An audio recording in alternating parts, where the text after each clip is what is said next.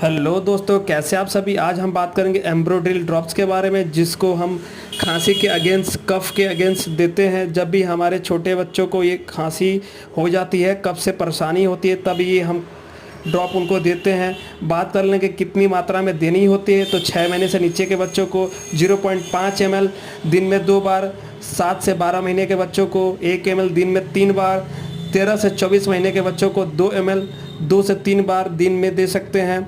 जब भी आपके बच्चे खांसी कफ से परेशान हो जाएं, तो एम्ब्रोड्रिल ड्रॉप्स, एम्ब्रोक्सल हाइड्रोक्लोराइड ड्रॉप आप दे सकते हैं, जिनको हम ड्रॉप्स के माध्यम से उनको ये दवाई देते हैं।